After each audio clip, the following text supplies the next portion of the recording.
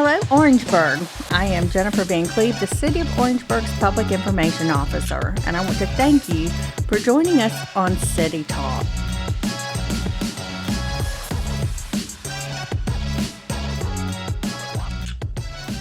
Hello, welcome to City Talk. Today we have Sidney Evering, our City Administrator, in studio. Sidney, thanks for joining us today. Welcome. Thanks for having me. We'll just jump right in. To begin with, let's start by allowing our listeners to find out more about you. Tell us a little bit about yourself. Sure. I was born and raised here in Orangeburg. 1992 graduate of Orangeburg Wilkinson High School, proud Bruin. Once I graduated high school, I went to the University of South Carolina.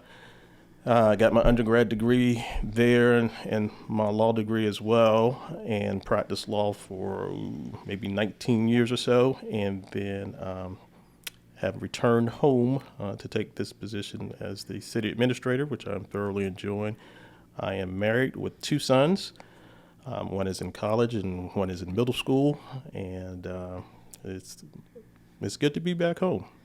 Tell us a little bit more about why you decided to move back and return to the community that you grew up in to become the city administrator.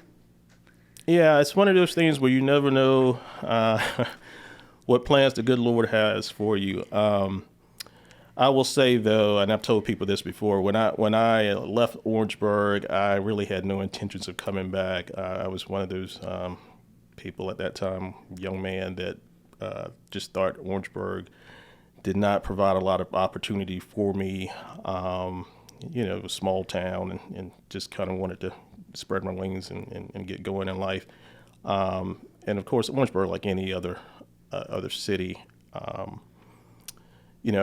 its set of challenges. But at that time, my immature way of seeing things, I had rather just leave rather than kind of staying and trying to be a part of the solution. And as you grow and matriculate and mature in life, you realize that you can either stand on the sideline and be a complainer, or you can, roll up your sleeves and try to be a part of the solution. And so when the city administrator position became available, and after speaking with several folks here and my family, and realizing the immense potential that Orangeburg has, it just seemed like a good fit, and I just felt like I was being led to at least come back home and try to, put my hands to the pile and be of some assistance in getting Orangeburg to reach that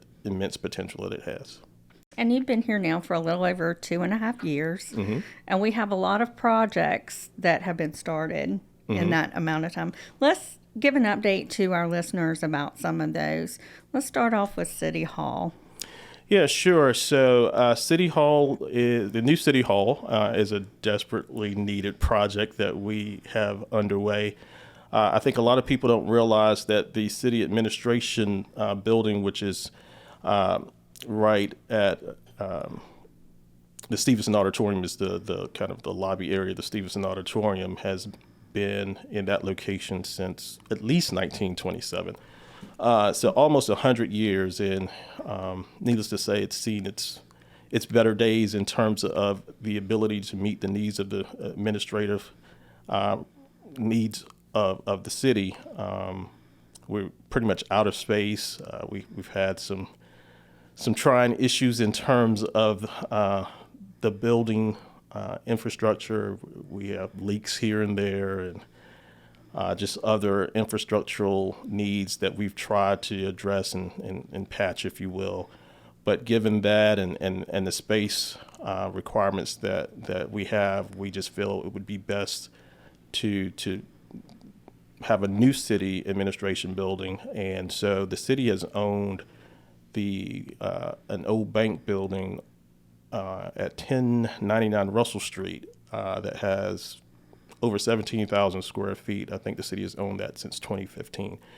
And so we are in the process of renovating that building, which would give us a lot more space, double the space, and allow us to put more city administrative functions and departments in one location. For example, we'll be able to have our public works department, our parks and rec department, along with our IT and other departments all under one roof to better serve our citizens. So that project is underway, and we're hoping to have it complete and be moved in by this time next year, so second quarter of 2024. And that project is coming along well.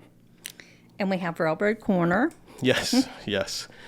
Railroad Corner, that, as most people realize, that project has had some starts and stops for 20 plus years, but Railroad Corner is a really significant piece of property to the city. It's historic.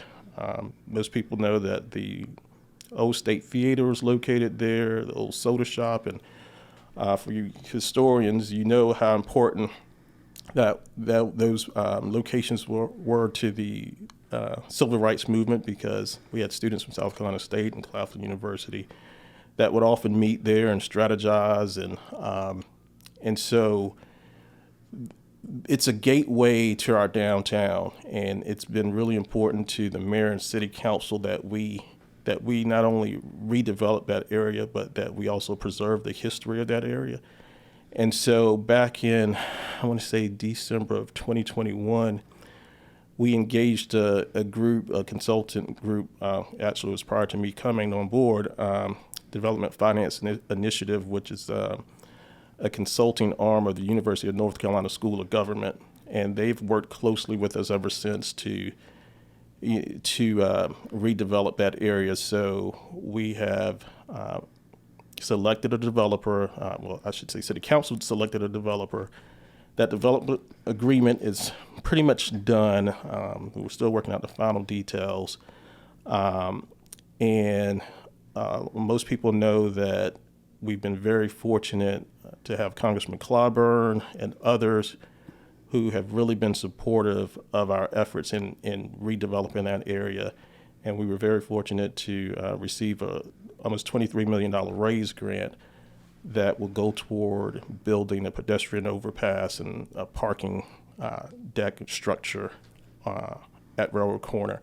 And that's very significant because it allows us to tie and literally, bridge the divide between downtown Orangeburg and South Carolina State and Claflin. And so it's a physical bridge, but it's also a symbolic bridge, if you will, because for me, it bridges our past and our future.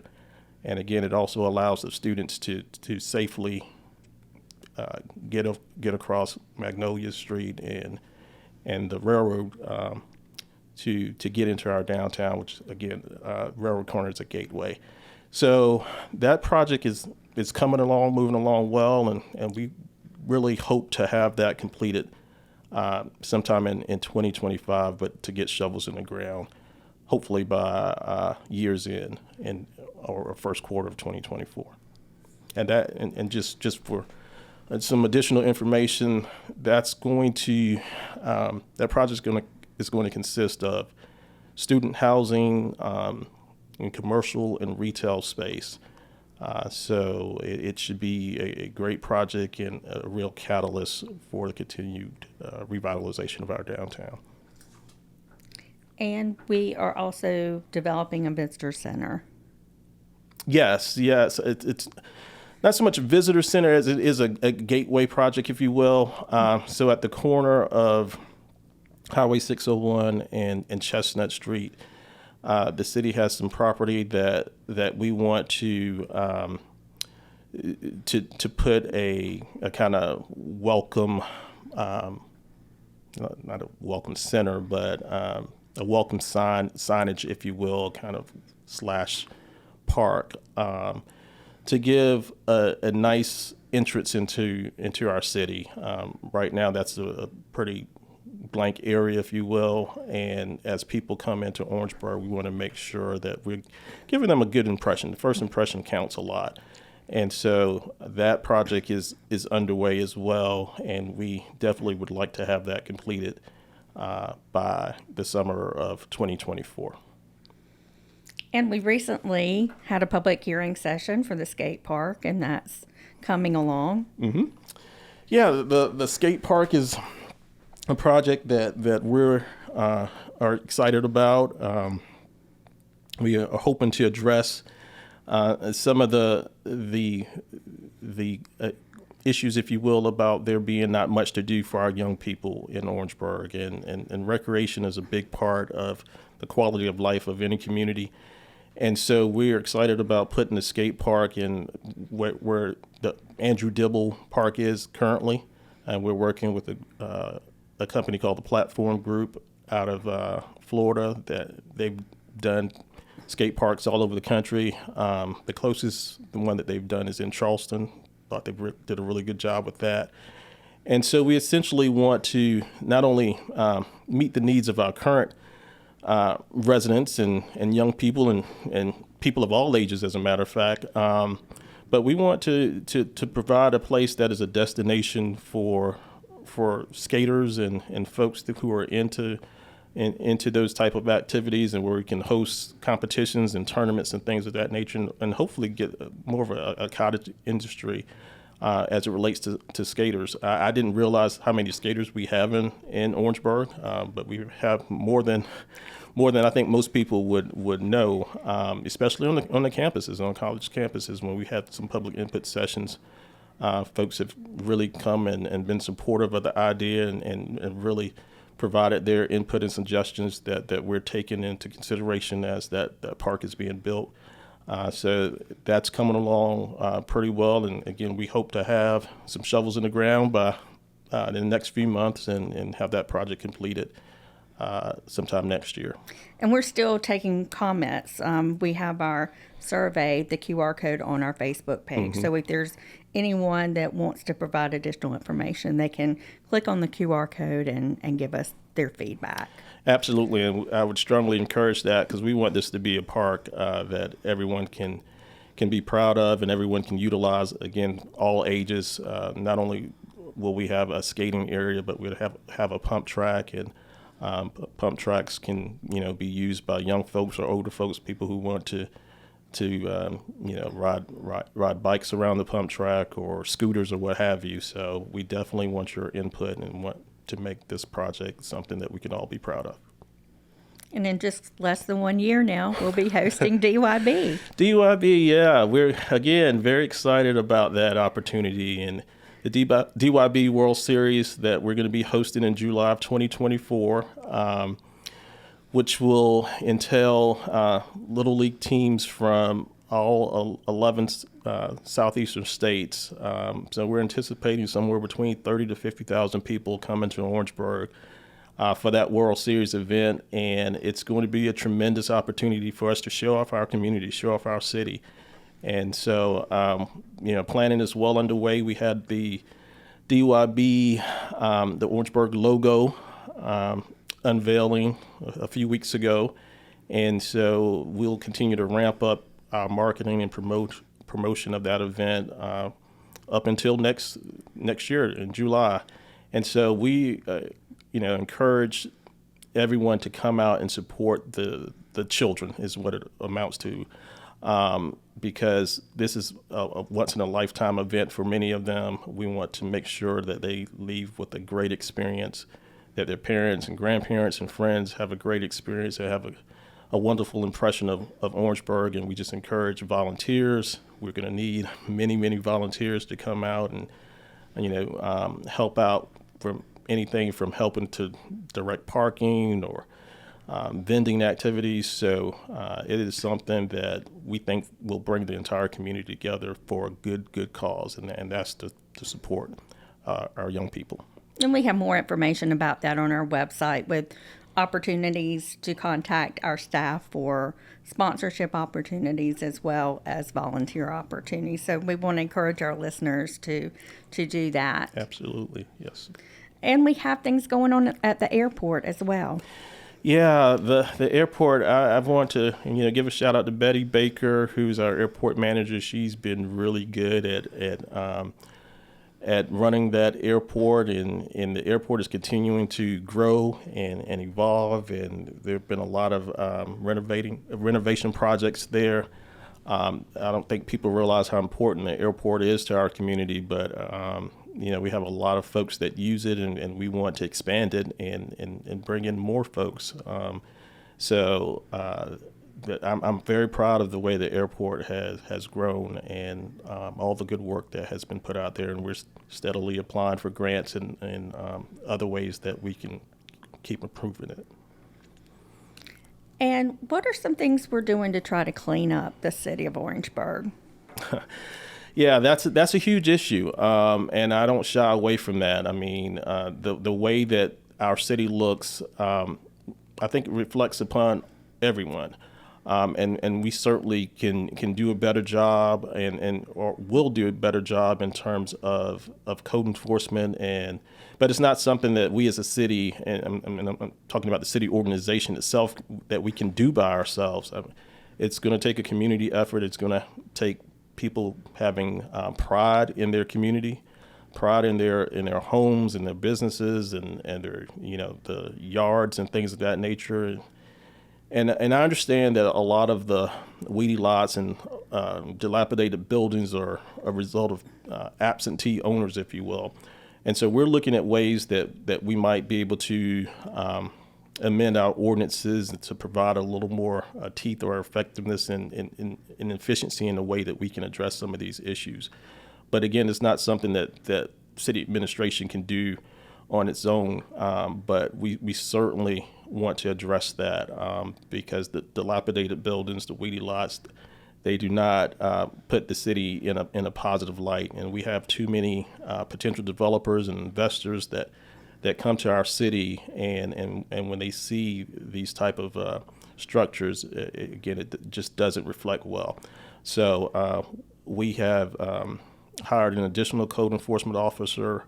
We've also engaged a third-party vendor to help us with our code enforcement efforts. And again, we're going to be looking at some additional language that we can place in our ordinances to give us a little more teeth, if you will, to address that.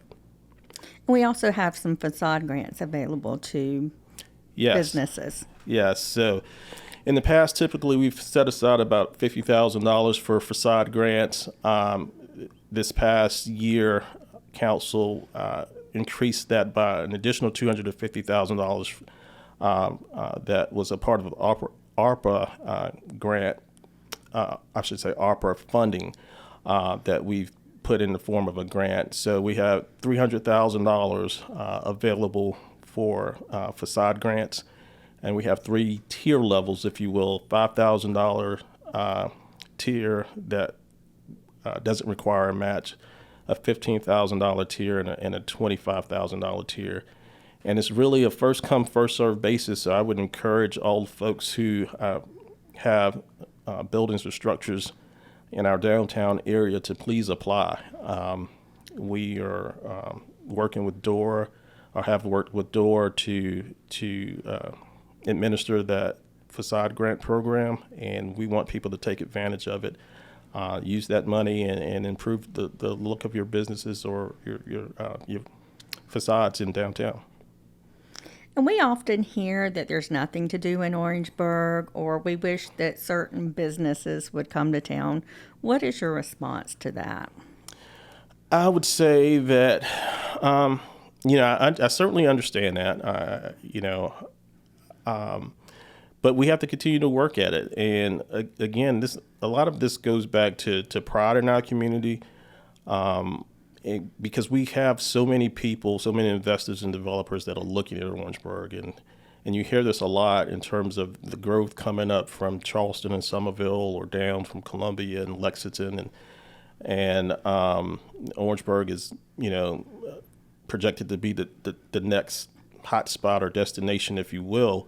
And I do believe that, but I don't think we should take that for granted. I think we should prepare for that, and that we should invite that and invite smart growth.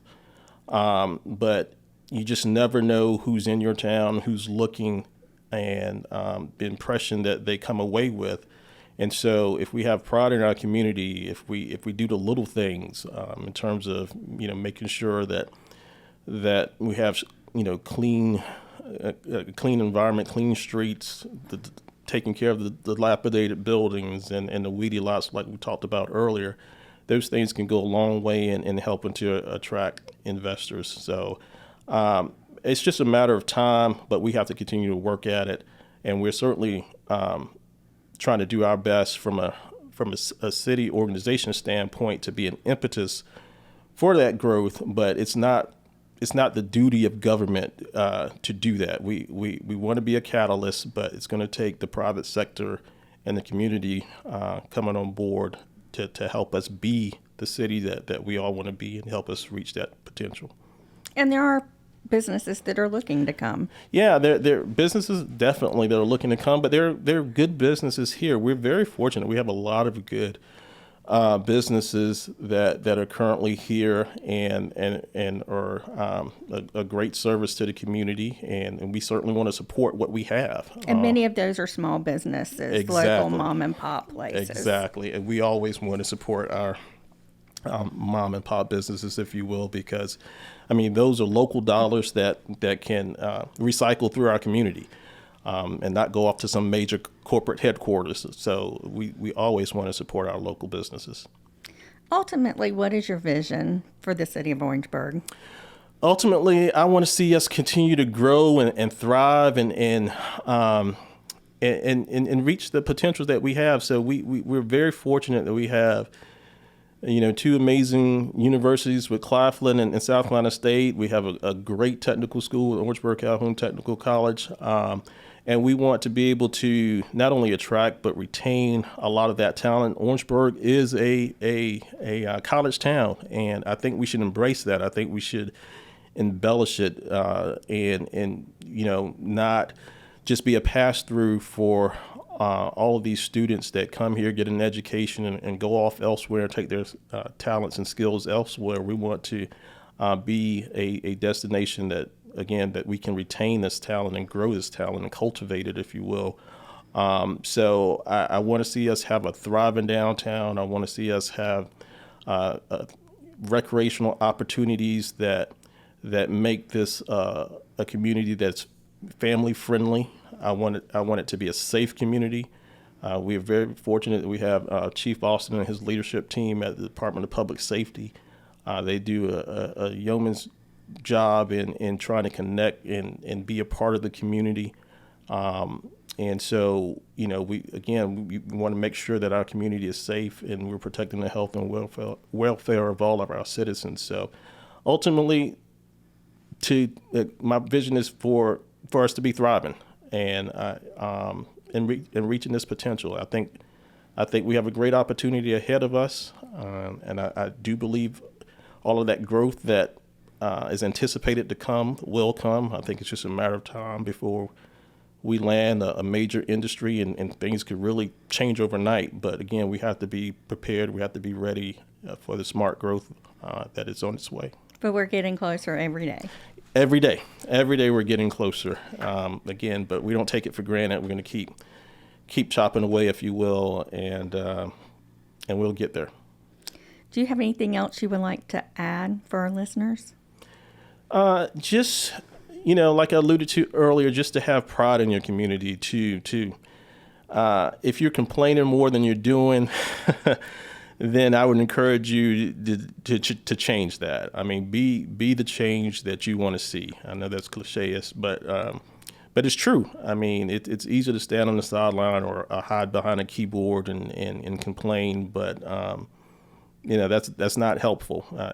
I certainly wouldn't want anyone not to express their opinions or their concerns or issues. There's certainly value in that, but there's even more value in trying to be a part of the solution. And I just ask that everyone kind of roll up their sleeves, put their hands to the pile, and let's be the change that we want to see. Thank you for being here with us today. And to our listeners, thank you for listening. If you have any ideas for future podcasts, please let me know. You can send your suggestions to jennifer.vancleave@orangeburg.sc.us. Also, please continue following our Facebook page and our website for city news and information. Once again, thank you for listening to City Talk.